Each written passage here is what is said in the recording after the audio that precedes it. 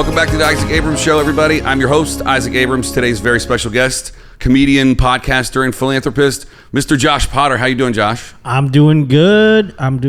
Nice. Thank you for coming, man. No problem. I really appreciate it. Philanthropist. I Yeah. don't know about that. Everybody that comes on this show is a philanthropist. Oh, okay. That's good. Because they're donating their valuable time to the show. Don't double check my taxes on that one. I also work for the IRS when I'm not here, so I'll put you on my list. Oh, God. First and foremost, let's plug everything you got. I got the Josh Potter Show. It's my podcast every Tuesday on YouTube.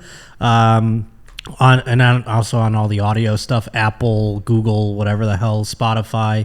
And you can follow along on Instagram at Josh_Potter and on Twitter at J_Potter. And in the bio, you'll find links to all my shows and everything like that too. Live shows and stuff. Killer. And you used to record over near Ryan Sickler, or with Ryan Sickler. I was over at it's in Santa Monica, using the Honey Pants, or what is it called, the Nightpants Studios, where the Honeydew is recorded. And I just moved to a studio in Burbank, like a music studio. I got very cool. Yeah, so I'm pretty psyched about that. That was 4 episodes ago. Yeah, just a couple episodes ago. Yeah, I think I just did my 4th episode. It came out today. Yeah. So with the Barstool guys. No, that was that was probably the 3rd episode that came out last week. But got it. Yeah. So I mean, it's brand new. I'm still getting like comfortable in the space. It's been kind of like odd. People don't realize sometimes when you're like moving to another spot, and this is my 3rd studio now. In space and like new producer and stuff like that too. I'm adding in this case as opposed to like getting a new one completely, but just working with new people and just getting comfortable is so weird. It is, especially in this environment where there's a and doing third it like person. Once a week also, like for 1 hour, it's so finite and it lasts forever on the internet. I miss radio where it was just like, if I, fuck up or if I say something unfunny or whatever, it's like, well, that's over in the past, Yeah, it came and gone. It's gone. Yeah, exactly. I've got 3 more hours to fill here. Yeah, if 10 minutes goes by and nobody's calling to complain, you're going to survive. Right. And I thought about it like, when you start a radio show, they usually give you like, 2 weeks to get your bearings before they start, poking and prodding at stuff. Yeah. Or picking you apart. And think about that. It's 4 hours a day for 2 weeks. So that's like 40 hours, basically. It takes 40 episodes of a podcast to do that. Right. That's 40 weeks then, you know what I mean? Yeah. So it's tougher to get I feel like get comfortable and start rolling and knowing what you're doing, It's 9 months of a podcast. Yeah. It's almost a whole year. It's crazy. Yeah, it's ridiculous. It's a lot. And then there's my first season, I was putting out like sometimes 2 episodes a week. But my first 30, I didn't do any video. I added video on my 31st episode. Oh, okay. And then it just starts to snowball. I started with GoPros. Oh, wow. And those things kick out 8-minute video clips times 3 cameras. So then you're syncing every 8 minutes. It was a nightmare. I'm so bad at video. I'm glad I have people that do that kind of thing, but there was a while there where I was just mixing my own audio, you know, because that's what I was used to doing, Yeah. That was my job before. And there's no, unless of course you've been to like audio school, there's no like, here are the standard deliverables for a podcast. It should be this many dBs. There's no industry standard. Right. Well, it's just voices. That's the best part too. Yeah. It's like you're not mixing, a Prince song. You're just talking. So it's pretty easy. Yeah. Some shows I'll listen to, and when my navigation goes off, the show's so quiet that it feels like the navigation is screaming at me. And then I'll switch to another show that's way too loud. And the navigation is too soft. Yeah, there's no standard, I guess. Yeah. And then there's no iTunes doesn't modulate everything so that it's all the same volume either. Yeah, because everybody has a different host that's sending it to iTunes. Right, exactly. And they want to sell you mastering as an additional fee on top of the hosting. Right. Which you should be mastering your shit before you put it up anyway. But it really is tough to find good podcast help. Sure. Somebody that knows cameras and audio and clips and social media. It's getting easier, I'll say. Yeah, more people are coming into the space. Because, it's the industry of radio and the industry of television, these things, people are starting to bleed in from those worlds, 100%. And so it's getting a lot easier to find people who have at least like the functionality of doing it, Yeah. It's just convincing. It's like, well, does this make enough money to hire somebody? Does this, all of that crap too. So yeah. Did you go straight from were you doing morning radio all the way up until you moved to LA? Yes.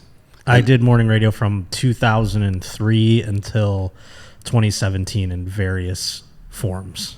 And then when you got here, did you work at YMH or were you just going on the show a whole bunch? I worked there from like 2018 until when my show spun off in like 2021. That's cool. I guess it would be. So I mean, when I say I worked there, it was just being on the show. I mean, people were like, oh, they gave me the title of a producer, but I have no tech background or anything like that. So I was coming up with like little segments and bits and stuff. That's about it. Content producer. Yes, exactly. Yeah, that's cool. That's what I did in radio too. I wasn't a tech guy, and I could make a commercial or edit audio or whatever, but I was doing segments and content and stuff like that in radio too. Well, that's awesome that your show's big enough to have help. I'm thankful every fucking day for that. Yeah. This is turning into a full-time job. Sure. Yeah, but and I'm trying to do so.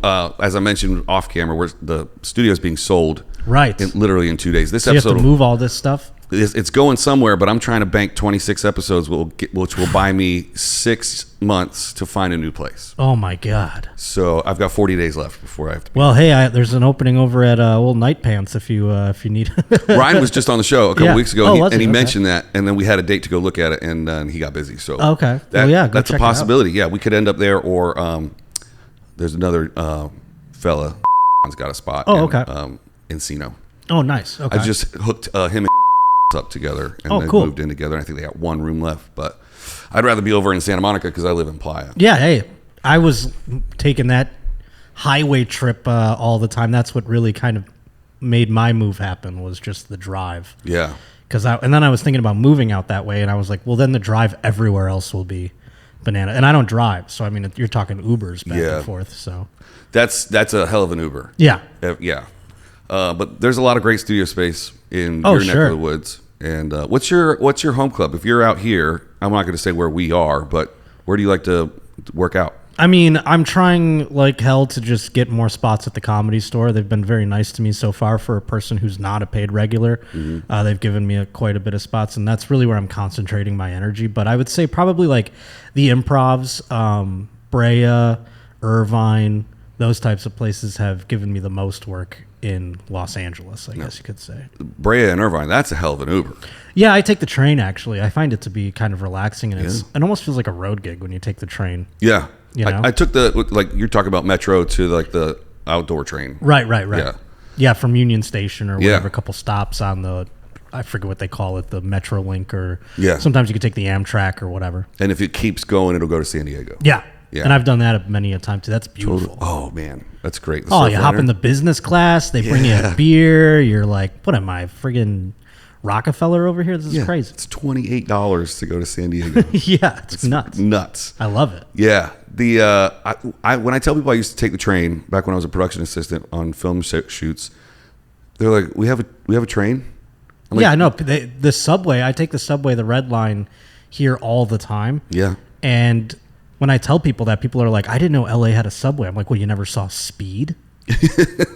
I mean, that was a huge part of Speed. They were just, and it's like, I learned like the history of the Metro line because of Speed. Like they come out at the very end when it crashes through because it's not finished yet. The Red Line was being built in 1994 or whatever it was.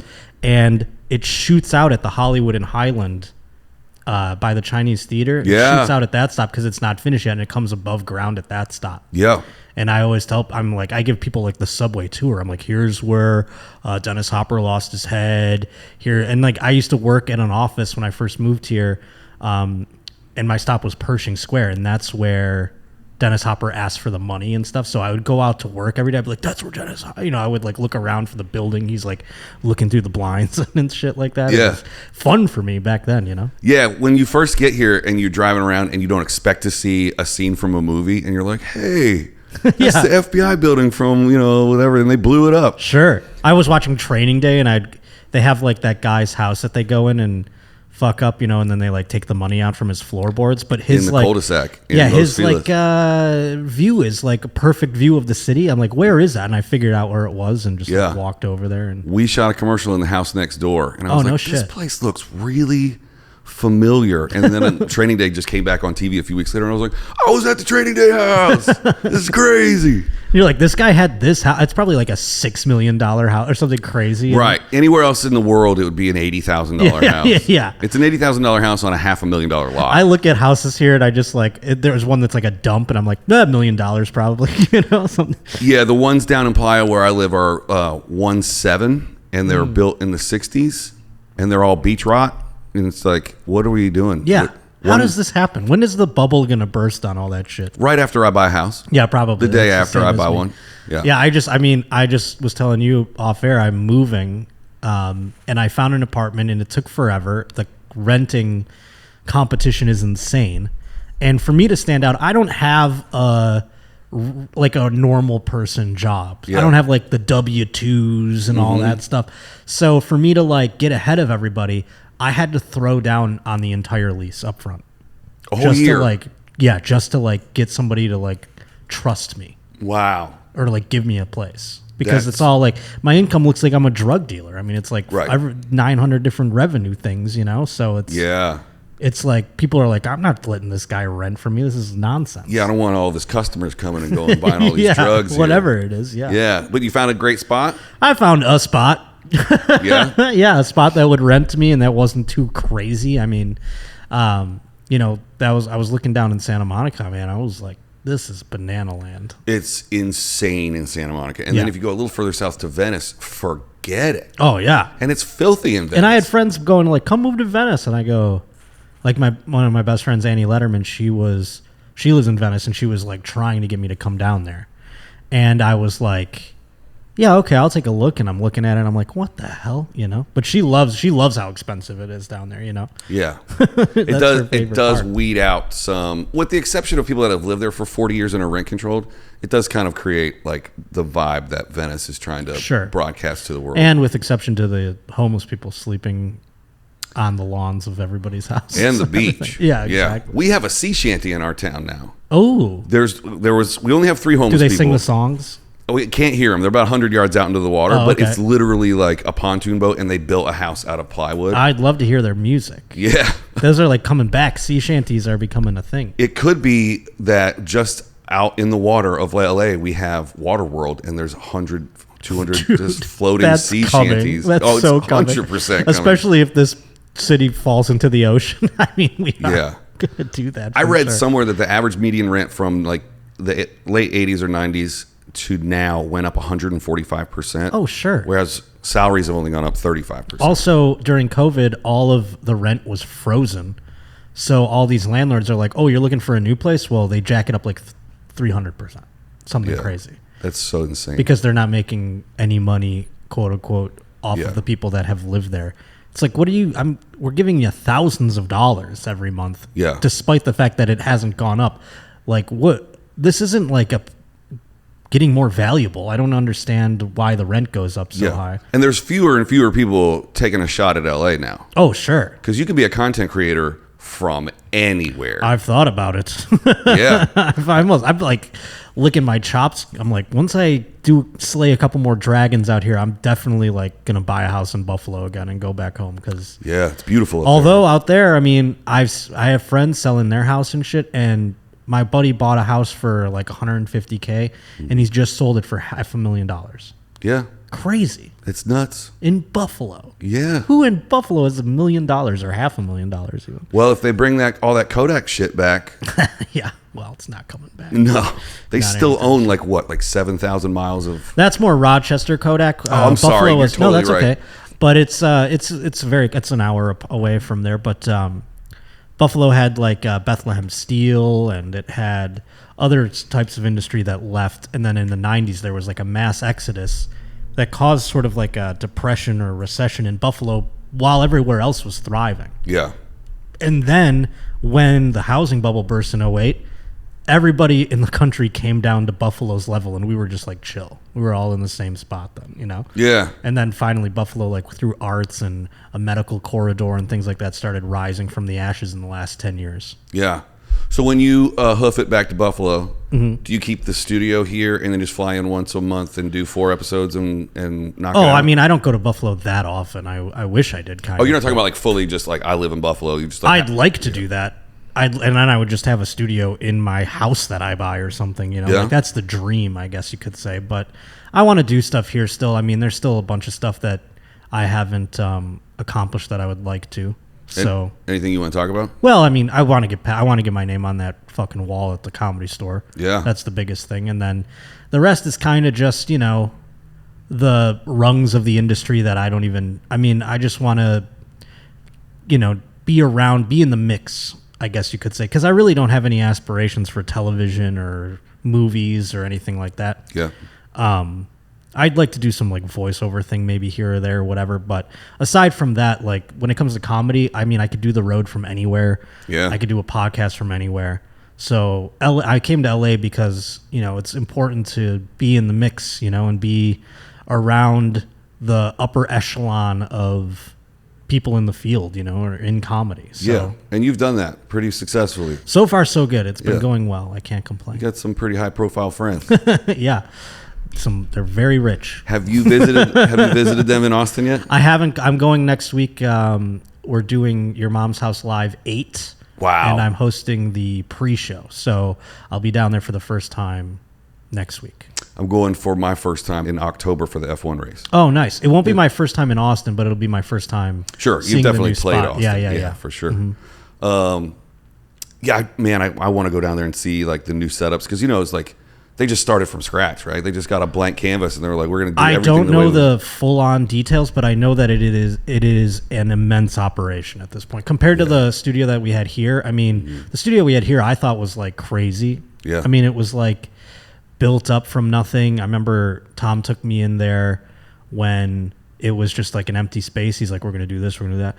And it was 2 sets and it was like, you know, in a smaller kind of area, but it was still crazy cool to me that someone could build a studio and everything like that. And now this thing is like on steroids. I mean, it is like 5 studios inside. There's like a sound stage. I don't even know yet. I can't wait to see the full array of everything.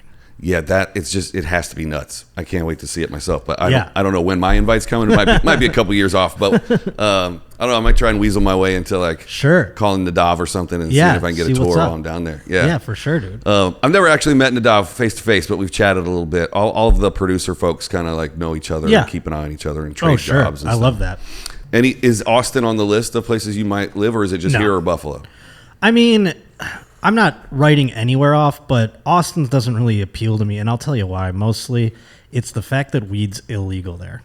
Okay. I mean, sure, it's decriminalized or whatever, but it's like I have become I just love walking into a store and buying it and just smoking it in the street. I mean, here in LA, you can smoke weed but more than you can smoke cigarettes. If you smoke a cigarette in Burbank, a cop will come up to you and yell at you. Yeah. But if you smoke weed, they're like, carry on, sir. You know what I mean? Thanks for supporting local cannabis. Yeah, I don't want to go to a state that's like, and I know it sounds crazy. It's like, it's not the reason I didn't move, but it's like one of the things that I was definitely like, if moving to Austin was on the table, I was definitely not looking forward to that aspect of things. Like, I have to get a drug dealer again. Yeah. For a state that claims that they're all about freedom, there's a lot less freedom going on. You would think that red states would support the legalization of marijuana more because there's money there, something else they can, you know, get revenue on. And again, like you said, the freedom thing, like, it's just, what the hell? It's coming. I think federally, it's got to be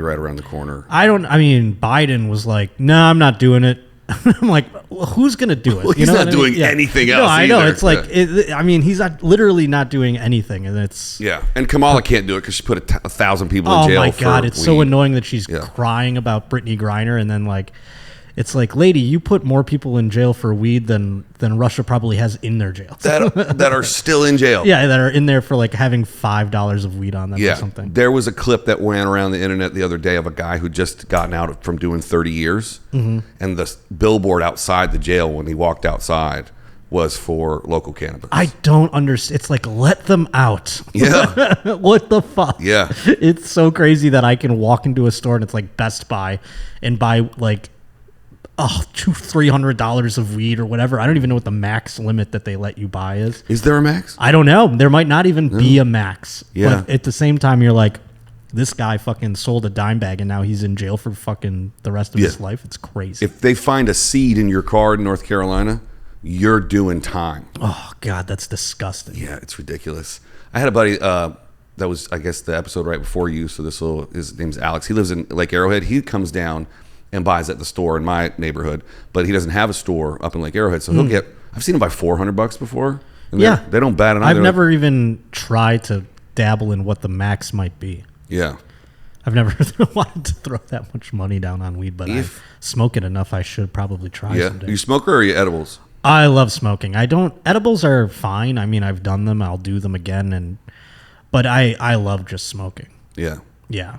I get a little too high on the California stuff. Like even the really mellow stuff. Yeah. Well, I mean, that's a thing. The edibles, I mean, I used to just try and see the devil every single time. I would take hundreds of milligrams and just like try and function. And I don't know what I was doing. You know what I mean? Now I think I've matured a bit. I'm like, I don't need to go down that road.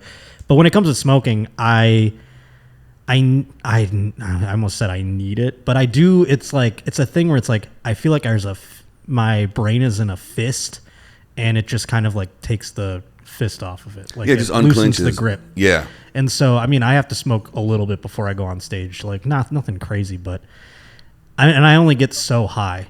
Yeah.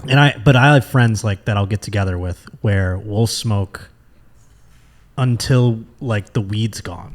You know what I'm saying? We're just passing bowls around. And I don't ever say stop. Like if I'm having a good time and we're in a circle and I'm the one packing the bowls, I'll just keep going. And then people start dropping out. Yeah, I'm good. And then I go like, oh, and I'm smoking it by myself. And that's when I realize I'm like, oh, Josh, like it's time to chill. Yeah. But I'm not getting, I don't know. I hit a ceiling and I just keep smoking and nothing really. Yeah. That's the great thing about weed is that there is that like, you can only get this high. Yes. And if you can handle it, you can stay that high as long as you want. Right. With alcohol, it's like, you're trying to ride that line. I try and be as responsible as I can with alcohol, but every once in a while it's like, oh, let's do a shot. And then it's like, I didn't have dinner. And then it's like, oh, this time 3 beers got me drunk, but last time 8 beers got me drunk.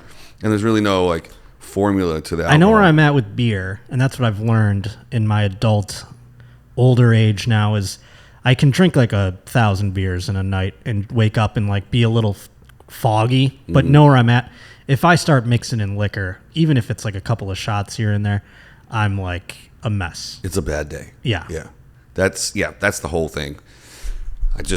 But it feels like a great idea after the 4th beer. It's like, man, this buzz isn't kicking in fast enough. Yeah. Let's add a shot to it. It's not even that. I have never turned down. Like if someone's like, you want to do a shot? I'm like, all right. You know, I'm like, what's one going to hurt me, you know? Yeah. And then all of a sudden, you know, you do a couple and then you're like, you wake up the next day and you're like, oh God. You just have that like headache where you're like, want to fucking jump off a bridge or whatever. Yeah, those are some I call them couch days. And I think sometimes I'll inflict it on myself to just give myself an excuse to sit on the couch and do nothing. Dude, I do that way too much. Yeah. Yeah, I'm a big... Well, I've written off days where I'll just wake up and I'll be like, I'm going to take a half a Xanax and call this one a day. Like if I get like just a bad email will make me just go like, well, let's close the blinds and go to sleep. Yeah. We'll wake up tomorrow and try again. Yeah, exactly. Yeah. Do you have a hangover remedy that you like? Or food? Not really. No, I mean, like nothing really fixes it for me. I mean, food isn't like people are like, well, I eat greasy food or whatever. I feel like that makes it worse. Yeah. If you eat something healthy and start replenishing the nutrients in your body, I think that I'll go with a smoothie. I need to drink more water just in general. Yeah. But I mean, that's I'll just pound waters until I like am full. I'm almost giving myself water poisoning and then I'll pass out. I think sleep is the best hangover remedy, honestly. Yeah. I have a little bit of an issue with sleep, so if anytime I can get, like I got 4 hours last night. See, I go in peaks and valleys. I will either sleep not at all or I'll sleep way too much. Yeah. And it's like 1 week on, 1 week off kind of thing, and it's bad. I need to like figure out a good balance. Yeah, I got a touch of the apnea. Yeah, okay. And then that lends itself to insomnia when you're still awake, but you feel yourself snoring already. Mm-hmm. And then you're like, okay, I'm never going to sleep again. Is that sleep apnea when you feel that? Because, here's the thing. I've been alone for so long that, like, every now and then when I'm with a woman, they'll tell me, like, oh, you were snoring. I'm like, I snore? Yeah.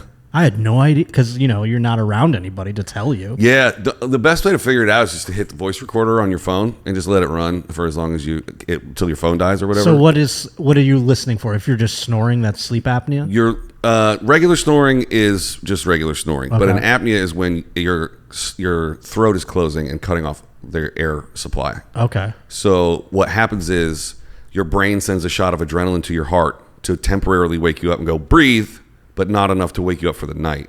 Oh. So the last sleep study I had to get fitted for what's called a CPAP machine, which forces air up your nose. Fuck. I was having 400 to 600 apneas a night. Oh my God. I can't hold my breath for 90 seconds, but in my sleep, I don't breathe for up to 90 seconds. Oh my God. Yeah. So it's like now you have to wear a thing like a fighter pilot when you go to sleep? I'm in the 10% of people that can't wear those. Okay. So I got fitted for one and I got one, but it feels like two different air compressors constantly shooting air up your nose. They're like, oh, you'll get used to it. That sounds like hell. It is hell. And the only way I could do it is if I got as high as I could possibly stand. I would rather have the apnea, I think. Yeah. The solve for me was that I got an adjustable bed, like a hospital bed. So I can tilt it almost to sitting up and I can fall asleep that way. Fuck. Yeah. I feel like I have to sleep on my stomach. Yeah. A lot of times. It's I do side sleeping a lot. If I sleep on my back. So I had surgery for it before I moved to California. They wired my tongue to my jaw. Oh my God. There's a screw right here, and it goes up, in, and around. Fuck. I can feel it when it gets cold. It's cold in my tongue. That's supposed to prevent my tongue. It was exploratory surgery. Only like 100 people got it. Apparently, it doesn't work. So it's supposed to keep my tongue from sliding down my throat, and it doesn't do it. Oh my God. Yeah. That's awful. I think the human body was designed to not sleep for up to 20 years. Like when you're having kids and they cry in the middle of the night and you haven't slept. I think your body's supposed to be taking that. But I'm 42 now. So my 20 years is up. I now have high blood pressure because of it. Fuck. Well, I blame it on the sleep apnea, but I drink and vape. So yeah. It's probably that shit. Right. But we're going to sort it out. We're going to figure it out. Hey. We're on the path. We're, modern medicine, baby. Yeah. Something's got to give. It all sounds so awful. I'm like, I'll just not sleep. I don't, let it kill me that way. How do you sleep on the road? Are you good at hotel sleep? I love hotels. Yeah. Oh my God. I actually love, I'm in the process of moving and I can't wait to just have this apartment and be alone in it. But when I moved here, I moved in with like a stranger and I am like, have a roommate and I hate it. Yeah. I fucking can't stand it. Just having a stranger in your living space? Yeah, and I'm more in his living space and he doesn't seem to mind, but I never feel comfortable. So when I go on the road, that's where I like sleep the best, I think. I love hotels. Yeah, because this is yours. No one else is coming in here. I even do like staycations. I'll get a hotel here because I just want to get out of the house and just be alone in a nice room. And I love hotels. Yeah, Airbnb can go fuck itself. I love hotels. Yeah. I'm a big hotel guy myself. I like going to Vegas a lot. I like the hotels in Vegas.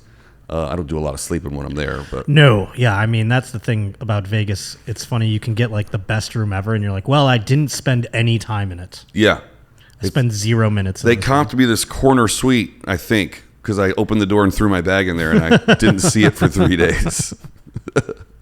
Yeah, Vegas is my kind of town. I don't know if it's growing in popularity or not, but I just started dabbling in Vegas since I moved here. Never went before, never went in my 20s or anything like that. And the times that I've gone, and I'm going back in October, I love it. I fucking love it. And you've obviously performed there many times. Yeah.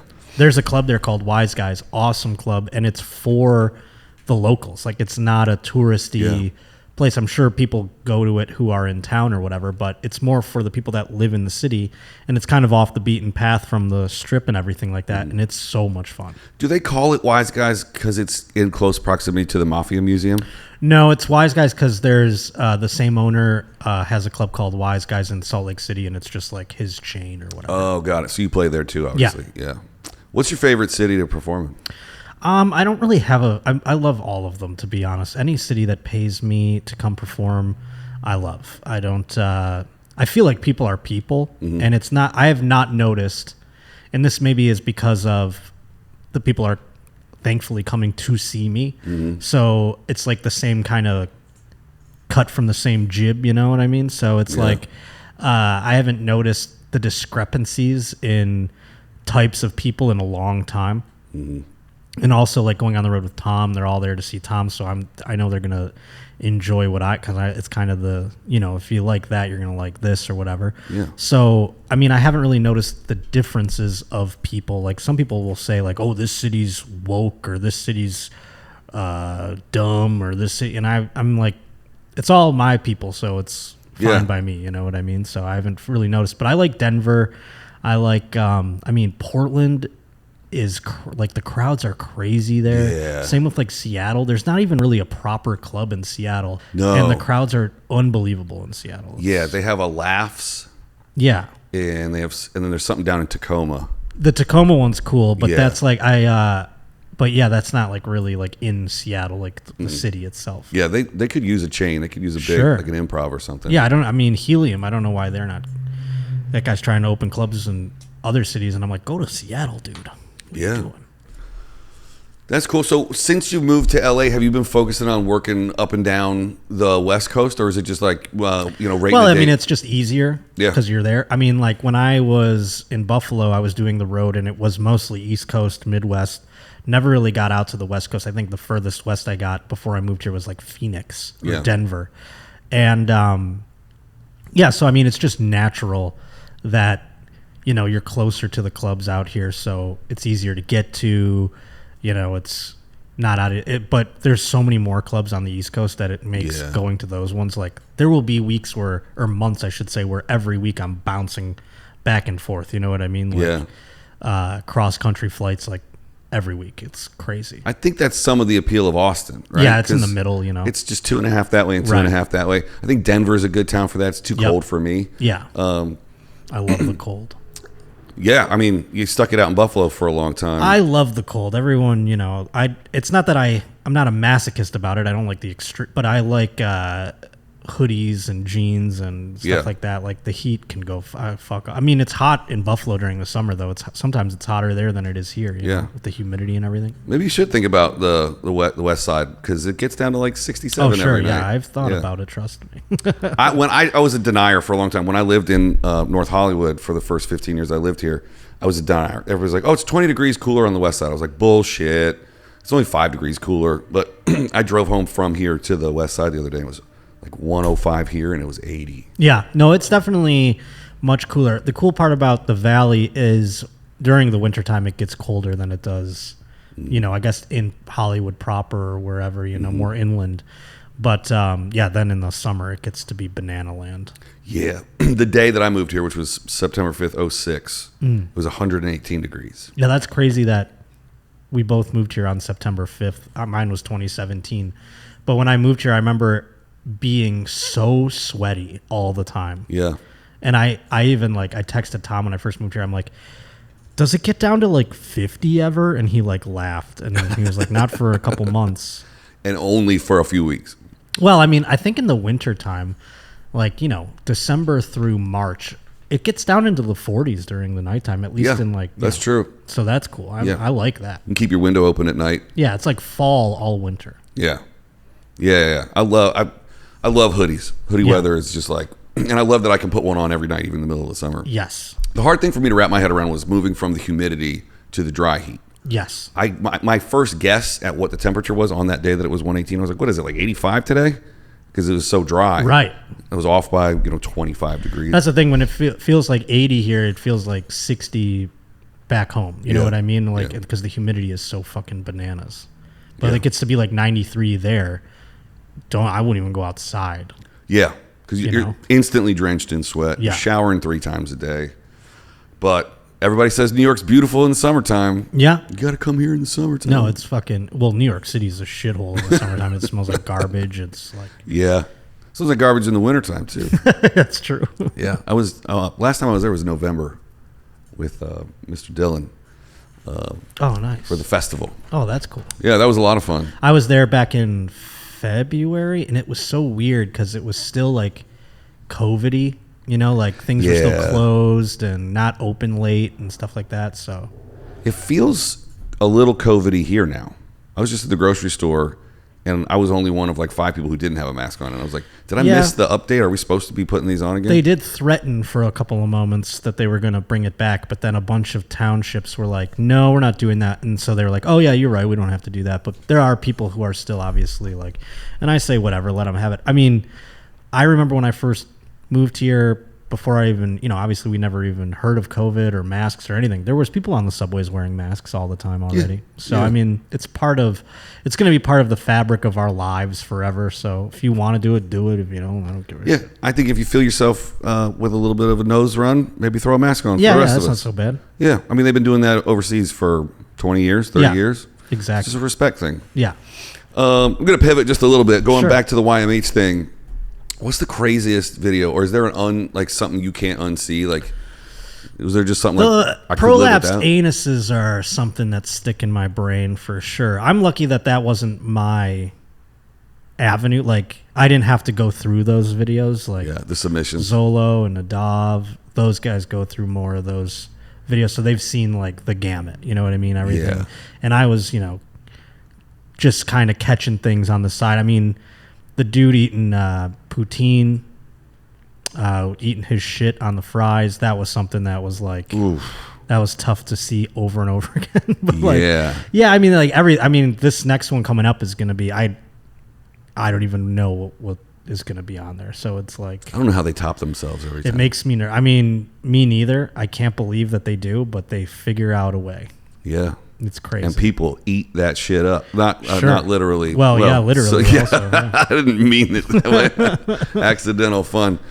So it hasn't been too traumatic. It hasn't been like I'll never I'm not recover. like a guy that I can watch something and just be like, oh boy, and then kind of get through it. You know what I'm saying? It's not like You got some thick skin. Yeah. It takes a lot to affect me, I would say. Yeah. Is your show independent now, or were you on their network for a little while? I was, for 30 or so episodes. Mm-hmm. And then, then since then it's been all me, the last 60. And then when you relaunched your channel, did you just repost those 30? No, they're on Your Mom's House channel still. Those ones are, and then I think it starts at 31 on my channel. That's cool. Yeah. Do you have a clips channel as well, separate clips channel? No, I just have mine, and I put them on Instagram. Maybe someday it'll warrant a clips channel, but for now it's I've seen the YouTube partnership numbers, and the guys that are adding a separate clips channel are making like 3 times their partner program. Oh, sure. Than on their. This is a little inside baseball for everybody at home, but it's banana land for if you're getting a lot of hits on anything on YouTube. It's crazy. Yeah, I've just experienced my first, so it's like, nice. That's crazy. So I think I'm going to be joining the program here. Pretty soon. All right. Which is fun. It's really it's interesting because it's like starting to have the people that I've been listening to for a long time on the show. That's great. I appreciate you coming. No, I appreciate you having me. Yeah. Shout out to Monterey Martinez for linking us up. She's great. Booking producer here at the show. We just had her on a few weeks ago. Oh, nice. So before comedy, we were in the radio world. Was that the only job pre-comedy, or did you have other shitty Pretty or much. good I mean, jobs? I used to work like in restaurants. My dad used to own a diner, and I was like a busboy. That's how I got my first radio gig, actually, because like the show that I used to listen to would come in to eat at my dad's diner. Oh, the people that work there. Holy shit, yeah. And then I would just like get my dad to give them free meals, and that's how they were like, they kept coming back or whatever. And then I was like, how do I get into this? And they were like, well, you got to be like an intern or whatever. And I remember like going to my I was in high school at the time, and I remember like asking them how to get an internship, and they got me one. And it was a sales internship. And I was like, this is not what I want to do. I want to like be on the show. Yeah. So I wrote the producer an email while I was doing the sales internship, and he like interviewed me, and he was like, well, come during the summer and see what's up. And I remember like the first couple of days I would show up and I wouldn't do anything other than sit there and watch. they wouldn't have, because they were all doing stuff to get ready for the show, and it was kind of like controlled chaos, and they were like, just kind of chill out and we'll give you stuff here and there, but they would never really give me anything to do. And I just didn't go home. Like I would just stay there for as long as I could, even though I had nothing to do and I wouldn't want to go anywhere, Yeah, but you enjoyed observing, right? Yes. And then I picked things up, and eventually I remember senior year, it was the Shred and Reagan show. It's still on the air there in Buffalo. It's been on the air for almost since 1994. So wow, it's crazy, almost 30 years now. And so I would, watch, and I didn't want to go anywhere. I wanted to be a part of this. So eventually they had an opening for like an associate producer, and I hired this girl, and they had me like showing her stuff. And I Instead remember of hiring you. Yeah. And I was 16, 17 years old. Oh, got it. So I remember I walked into the boss's office and I was like, hey, instead of me showing her how to do stuff, why don't you just hire me? And he was like, all right. And so they fired that girl, and then they hired me. That's awesome. Which was crazy. Yeah. And I remember like, I went into my guidance counselor's office and was like, I got a job, and he figured out a way to like throw all my classes to the end of the day and let me take some final exams like right then, basically, or like that week. He's like, for keyboarding nonsense classes, Yeah. So yeah, it was like senior year I started working there full time. So you were getting up at 3, 4 in the morning and going to work and then going to school. Yep. Wow. And then I did that all through college, and I eventually dropped out of college because it got to be. That's a lot. Yeah. Especially and I was partying. Yeah. I was like, the summer between senior year and college, your last summer with your friends, I was raging. And then I would just go to work. Like I would just party. From the rage to the work. Yes. Wow. And then I would come home at like 1 o'clock and sleep until like dinner time, and then do it all again. Yeah. And that was my life for like 6 months. And then I eventually I started, after, 15 years of doing radio, by the end of it, I was doing comedy from like the age of like 22. So throughout, from 22 until 32, basically, I was coming home at like 1, sleeping until dinner time, getting up, going to do a show, and then going home at like 1, sleeping until like 4, and then going to work or whatever. That's insane. So I'd sleep 4-hour stints, like twice a day. Well, you're still getting 8 in the course of 24. I'd hope. Yeah, that was the idea. Yeah, it's amazing how resilient our bodies were when we were. Oh, I'm 20s. Such a fucking mess now. I mean, like the second I was done doing that, I just I became untethered. I mean, no discipline. All of it went away. So it's like now, I mean, I do shows at night. That's about it. And I still I wake up in the morning. I'm like, oh God, it's 7 a.m. and I'm like, oh my Lord, it's so early. Yeah. But it's weird. My biological clock still wakes up pretty early in the morning. Oh, because of all the years of the morning show. Yeah. But I'll be wrecked. I'll just lay in bed for 4 more hours or whatever. Yeah. Do you wake up feeling like you're late for something? Sometimes that's gone away. I used to have dreams where I was there was dead air and I'm driving to work or something like that, or there was I'd be behind the board and songs were all deleted out of the library and I had to find them in the system and everything like that. I would have these nightmares. Yeah. Where I was trying to keep the radio station going. But you're working in your dreams. Exactly. Yeah. And it was happened all the time, and I haven't had those dreams in a while, thank God. I used to smoke cigarettes for a very long time, but when I first started and got my first apartment, I smoked inside. Oh, that's hilarious. Never smoked in my bedroom, but I would wake up frantically searching for, I fell asleep smoking. Oh, you thought you were... Yeah, and I'm like, where is it? Where is it? The whole place is going to burn down. It happened to me all the time. That's wild. Yeah, I have that and one other reoccurring dream, but I can't remember the reoccurring dream until I'm having it. Yeah. And then when I wake up, I'm like, why do I have that one dream all the time? And I instantly forget what it is. Now I have... my reoccurring nightmares are I'm fighting with my parents about something. I don't know what, but I don't know why we're fighting. We're just fighting, and I wake up exhausted. Or it's an apocalyptic thing where it's I'm on a hill and I'm watching aliens have a dog fight with fighter jets or something like that. Yeah. And I used to have, this is back when, this hasn't happened since I moved to LA, honestly. I used to have sleep paralysis where I would like have that whole like shadowy figure would come in your room and you couldn't move or scream or anything. Yeah. And I used to have that twice a week or whatever, something like a crazy frequency. Haven't had it since I moved here. And I don't know if that's because I don't do radio anymore and my schedule isn't as crazy, or if it's the like air, you know what I mean? Like the lack of humidity and like the desert air or something. I don't know what it is, but I have not had a bout of sleep paralysis since I moved to LA. So you see a shadowy figure and you're awake or asleep or you're dreaming? Well, I don't know. It's like you're in this limbo. It's like you're still awake because everything looks like it did when you fell asleep. Sometimes, like I remember there would be occasions where like a light would be on that wasn't on, and that's how I knew it was like when I'd wake up that light wasn't on or whatever. Got it. So you snap out of it, but you feel like you weren't sleeping at all because you wake up and you're like more tired than you were when you went to sleep. Almost. Yeah. You're exhausted because you're like I don't know what you're doing in your body, but you wake up and all of a sudden you're like, and you're like, man, I want to just go back to sleep now for another 8 hours because I didn't do shit. I didn't sleep at all. That was the pre-sleep. I was exhausted. Yeah. Yeah, whatever I was doing. And I used to have dreams where like I'd be folding socks. Okay. There's just endless amounts of socks. Never-ending sock pile. Yeah, and that would be like you'd wake up and you're just like, oh, God, I got to go back to bed. You know? Yeah. Crazy. I folded half the socks. I got to go. So I don't know what that was. Maybe, like I said, that could have been me not hitting like the proper REM cycle on long occasions. Yeah. But I don't know. Sleep cycles go in chunks of 45 minutes. So if you're going to take, 30 minutes. So if you're going to take a nap, you're better off doing 30 than 45 or an hour and a half.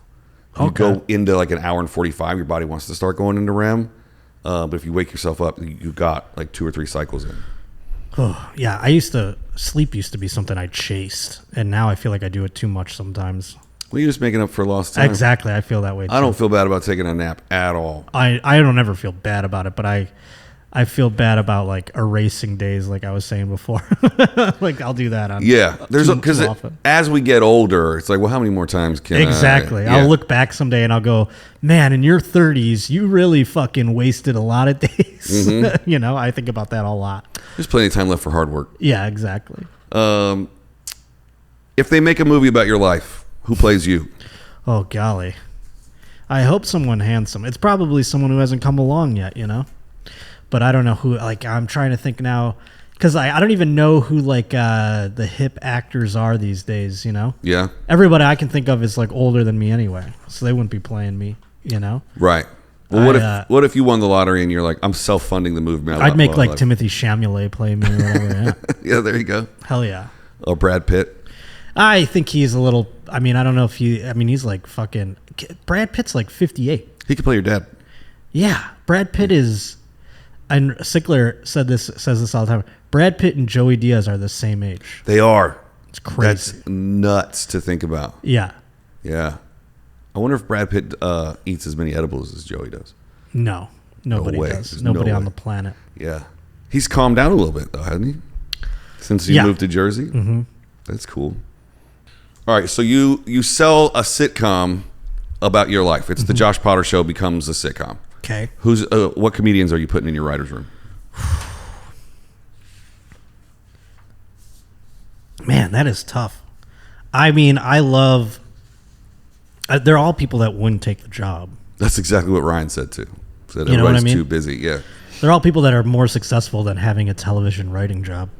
But I love Nick Mullen. Do you know who he is? I don't. He had a podcast called Come Town with Stavros. I'd pick all those guys to be the writers, to be honest. All the Come Town boys? Yeah. But now they've got Stavros has left Come Town, and Nick Mullen and Adam Friedland are doing the Adam Friedland Show. Yeah, Stavros just dropped a special. Yeah, he's great. They're all three of those guys are hilarious. They would be who I would put in my writer room 100%. That's cool. Would you ever take a writer's gig, or would it would fuck with the comedy too much? I wouldn't do it because I'm bad at homework. I'm bad at assignments and deadlines, and plus I wouldn't want to waste anything that I come up with on other people speaking it. Yeah. You know? Yeah. It sounds awful to me, to be honest with you, being a writer. I don't know how the SNL guys do it every week. That sounds like fun. I used to romanticize that whole thing. Like, it sounded fun to me, but it doesn't sound... Now that I'm older and I know what it is, you know, I'm just like, that sounds awful. It sounds like a lot of work for... I hope they get paid I know they get paid well, but I hope it'd be like very well. Yeah, they do. I know the cast members get paid very well, but it's like, do the writers? I don't know. Well, the WGA minimum is pretty high. Okay. Per week. It's like $13,000 an episode or something. Oh, that's pretty good. That's the minimum in the union that you're allowed. Well, that's pretty good. Yeah. You could do all right. You could get a 1-bedroom in New York for that. Yeah. Exactly. Did you ever live in the city at all? Or was it all never. Buffalo? I never could do it. I never I would go there all the time and I would think about it. That was honestly like where I was like, well, I guess I have to move to New York at some point, but I can't. I just never vibed well with like the idea of living there because being poor and living somewhere, you got to accept what that is. You know what I mean? It's like, well, I'm going to have to grind this out. And being poor here in LA was so much easier than I'd imagined being poor in New York is because I've seen people do it. Yeah.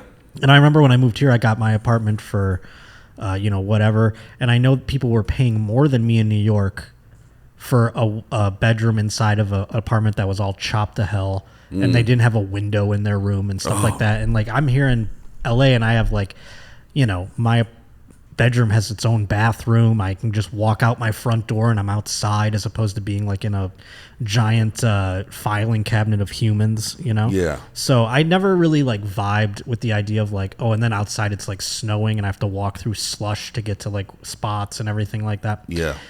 Here, I always wondered why more people didn't walk here. I do too. I wonder that all the time. Yeah, so it's beautiful outside. I moved here without driving, and people are like kind of shocked at that. But at the same time, I'm like, it's really nice out, and things are generally pretty close.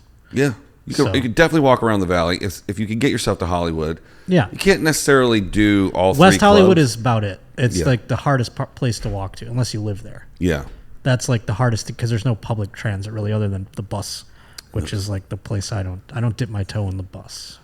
Yeah. Anyway, I've risen above the bus, thank God. I had to take the end of the red line. I had to get on the orange line, which is the bus line, which is basically an above ground subway. Right. I had to take that 2 stops, and that was the worst part of. Right, but that at least it's got its own street. Yeah.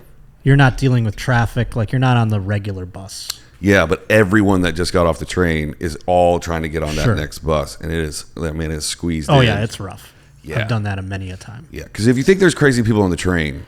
No, the bus people are another realm of insanity. There's a whole Instagram dedicated to like bus people freaking out on buses and like kicking the windows out. God. Yeah, the bus is you're taking your life in your hands at this point. I don't know how they're staffing those driver jobs.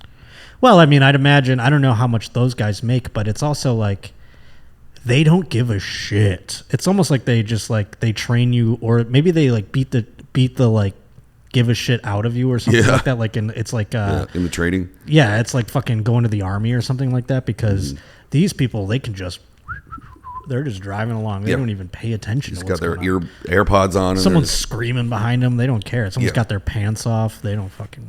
As long as you don't get any blood on them, they're fine. Exactly. Yeah, which is kind of pathetic, but it's a survival situation at that point. Let's see here. Couple last questions about your show. Do you have an episode that stands out as like your favorite? Not that, I mean, all guests are important, right? Sure. Do you have one that was like the flow was great, the guest was awesome? My favorite is probably getting Tom Brenneman on.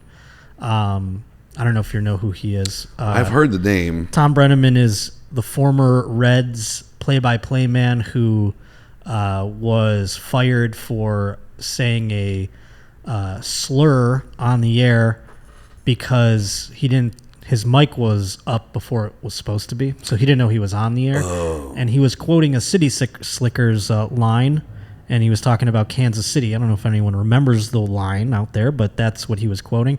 And they potted him up before he knew, and it went out over the air. And then he finished that game. It's also COVID time, so they didn't have like a backup play-by-play guy there. Yeah. And so he finished that game. It was a doubleheader. As they began the second game, they made him aware of what happened, and he had to make an apology on the air. And when he was doing his apology, like breathing air into his lungs, he called a Nick Castellanos home run, and it's created this Nick Castellanos almost curse. Every time Nick Castellanos hits a home run, something on the air is going on. Oh, wow. They're in the middle of a eulogy. They're in the middle of something very important, and Nick Castellanos interrupts it with a home run. It's happened like a dozen times now. But it started with this incident, and so, he apologized on the air for this, and he's like, I don't know if I'll be putting this headset on again, and he never did. But the first interview he did post all of that I'm aware of, or at least like USA Today even said or whatever, was with me. Wow. Which is crazy. So, and I made jokes about it forever. I mean, it was one of the like tent poles of my show when it first came out. Mm-hmm. And so for him to do that and then, kind of laugh at himself a little bit was awesome. And I think he's a great sport for doing that. And I'm glad now he's starting to get gigs again. Yeah. And every time he gets like another gig, they reference his interview on my program, like in the article or like in a blurb or whatever. And I think he's doing a podcast with Joe List now, actually. Oh, that's cool. Yeah, about something baseball related. I don't know what the exact bent of the podcast is, but it's cool that he's doing stuff and people are working with him again. Yeah. I think there's a timeout period. Yeah. So it seems to be about 18 to 22 months. Well, I'd hope so. I mean, like, and the man is not a hateful man, and he's not just a shitty incident, and it sucks that people were hurt by it and everything like that, but at the same time, like, you got to know where this guy's head and heart lie. Yeah. And that he's not bandying these things about willy-nilly. He's just he was making a joke about quoting City Slickers, and he did it at the shittiest time because some producer threw his mic on 5 seconds before it was supposed to be. Yeah. But it's a lesson for broadcasting or broadcasters out there for sure. Like, when you have a mic in front of you and you're about to go on the air, maybe you don't say certain things. Exactly. Now, did you have a relationship with him before, or did you just reach out and say, I'd love to interview you? I did a podcast on this network called Believe, and they were talking to me about some of the other shows they had on their network, and they mentioned that Tom Brenneman was on there, and I go, oh my God, I have to have him on my show. So his producer like reached out and was like, will you do this? And he was like, yeah, I'll do it. So I talked with him a little bit through email and told him the deal, and he was down. And I feel like it was helpful for him. I hope. Is that somebody that you needed to like pre-plan your questions, or were you like, I know this guy inside and out? I mean, I kind of pre-planned it in my brain to go like, I wasn't sure how open he was to discussing the incident, or at least laughing about it. Yeah. Because this man's life was literally taken away. Mm-hmm. Like, I mean, this is a guy who's called NFL games. He's called Major League Baseball games. He was one of the top Fox broadcasters in their sports division. Mm-hmm. He's worked with everybody you can think of.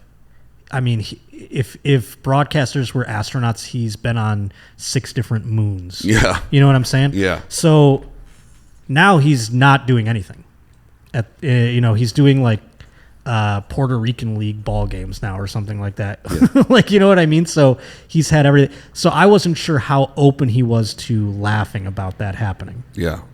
And he kind of, in the very first like moment of just saying hello, he said something that disarmed the situation completely, and he already made a joke about it. So I knew then, but I had a way to like kind of, in my brain, sort of coax him into talking about it through flattery and everything else, Yeah. But so I went in with this game plan, and he kind of broke it wide open by just being chill right out of the gate. That's awesome. Yeah. So then you're at ease. Yep. And then I mean, we went right into it, and it was,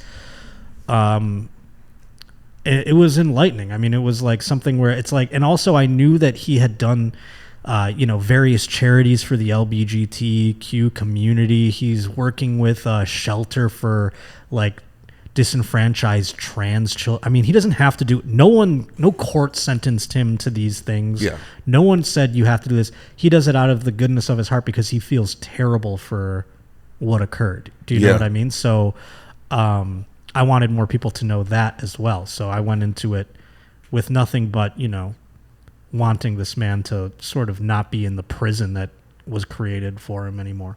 Did you receive any blowback for having him on? No. I think everyone knows. I mean, people who watch my show, they're not like, trying to get all up in arms about shit like that. Like, and my show is small enough it's small but mighty in terms of like the people who are in it. You know what I mean? And they're like, they understand what's going on. Whereas like it's not big enough where like ancillary people are coming around and going like, hey, you know what I mean? Yeah. We saw that episode you did. Yeah. And I think if anybody listened to the full conversation, like I said, USA Today picked it up and a couple of other publications. Anybody who listens to that interview gets a good sense of like where everyone's heart is, and no one's trying to make any sort of hateful anything, you know? That's awesome. Yeah. And that's cool that I'm sure you weren't the only offer. I don't know. I mean, I might have been because of the fact that he was so like toxic in terms of like just the temperature of mainstream media, I guess you could say. You know what I mean? Like, I think it takes a thing like doing an interview with me to break that ice, and then he could start dipping his toe. And I know he still has friends, you know, in the biz, so I'm sure like they talk to him off air or whatever. But I think eventually he'll be able to perhaps not get to the level he was, but he'll get to like, you know, but time heals all wounds. Exactly. Yeah. And you know, he'll be back if that's what the universe wants. I hope so. Yeah.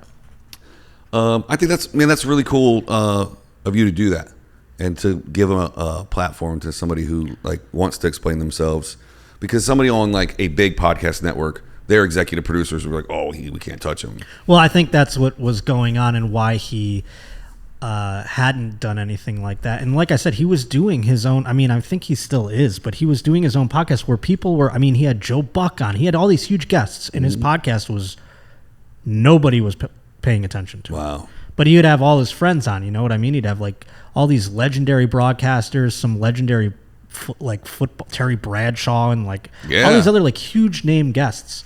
And it was just kind of out there, and I feel like people weren't fucking with him because of all that stuff. But he didn't have advertising. He would go on and talk about how like today we're bringing light to this LGBTQ charity or whatever, and like he would read almost ads for these charities. And again, nobody sentenced him to that. Nobody said you have to do this. And you could be cynical and say, well, this was his way of like sort of bridging whatever, like PR kind of situation. But again, like he hasn't gotten anything. It's not like someone said, if you do this, you'll get your job back or anything like that. Right. So there was really no like incentive for him to do that other than the goodness of his heart at the end of the day. Do you, coming from radio, do you find yourself being just as much of a fan as of the commentators? Oh yeah, dude, that's a giant tentpole in my podcast too. I am a fan of talk radio guys. I was obsessed with local ones, the overnight ones. There's this guy John Otto that died in 1999, but I would hear stories about him from coworkers and other radio people, and we would pass around tapes and shit, and like he would have these crazy rants. That was just the exciting part about radio too, is like it would go into the wind after it was done. There was no internet housing every second, every sentence, every word you said. It didn't live forever. Did they tape it? Did the radio stations, did they run a tape? We did on our show all the time. And like, eventually there was like this master tape where you could go back and get stuff for like a week or whatever. But I don't know how many stations were doing that. And I don't know if that was a thing back in the 90s or whatever, but people would pass around tapes of John Otto. And there was other like talk guys in Buffalo that I grew up like kind of idolizing. But yeah, I mean, I love an on-air gaffe. I love a live mic mistake. I'm obsessed with that kind of shit. And so that was a big part of my podcast when it first came on the air, was playing those and laughing about those things. And that's kind of how the Tom Brenneman thing kind of came into the fold as well, you know? I do the same thing for movies. I love finding continuity mistakes. Oh, that Coke can wasn't there, or this shot is on the wrong side of the line, or like. Oh, I mean, I'll watch baseball games and just like I have the duos that I enjoy, and then I have ones where I'm like, I fucking hate these two, but I'm gonna watch them because I want to hear how they spin yarn today or whatever, And every day is different, and they have to go in there and they have to fucking fill time and everything like that. Vince Scully just died. I did a tribute to him on my show. Yeah, that just came out, playing some of his wild shit that he would go on the air and say, But yeah, I mean, I am a big fan of the broadcast just as much as I am of the sports themselves. When you're not around a TV, do you listen on the radio to I sports? would love to. I mean, now it's a little harder, to be quite honest with you. I don't actually own a radio. I'm not going to lie. I was just thinking about where you would find a radio. But the great part about, I have a MLB TV, like the subscription, you can actually choose to listen to on the television. You can listen to the radio feed. Oh, and watch the game? Well, you can either watch the television feed or you can listen to the radio feed. And it just has like a, Not a big sports guy, obviously, but is there different guys calling it for the radio than there are calling it for TV? In certain markets. Yeah, there are. Okay. And nowadays, I mean, because of, cost cutting and things like that, I feel like now more people are doing both. Yeah. Which is an interesting talent to have. But for the most part, I think they're separate for many markets. Yeah, because the radio guys would have to kind of paint you a picture. Yeah. And then there's an implied sensibility when you're watching it that you don't need to describe. If you're doing both, you have to just assume everything you're saying is on the radio. You have to just pretend you're on the radio because you're not losing anything by doing that on television. Yeah. But in television, if you're just doing television, you can let the moment breathe a little more. You take the picture in. You can get the atmosphere of the game. You can do that in radio too, but it's a little more like nuanced. You know what I mean? Yeah. Have you ever called a game? I would love to. I've done it in my own private life. Mm-hmm. I've been trying like hell to find a way to like do that on Patreon without like copyright infringement, and also like being able to somehow sync the game. There's all kinds of like, because I mean, if I were to just go on a live stream, obviously I would be on a different delay than the game itself. You couldn't just turn on the game and listen to me on a stream. Yeah. It would be not timed out properly or whatever. Yeah. And then also there's like, at the end of every broadcast, they're like, this broadcast cannot be disseminated without the descript or explicit permission of the blah, blah, blah. Which isn't that hard to get. Right. I mean, is it? I don't know. I think it might be. If you're going to recall the whole game and put it behind a paywall, it might be one thing. But if you're just going to call little clips, Yeah, little clips. I mean, because that falls under YouTube's commentary. Clips is fine, but that wouldn't be the fun for me. You know what I mean? It's calling the game, and having those dead moments or those moments on the spur of the moment type things that happen that are fun to me. Well, Bert's touring all those AAA baseball fields. Yeah, I'm jealous. Yeah. I'd love to go do.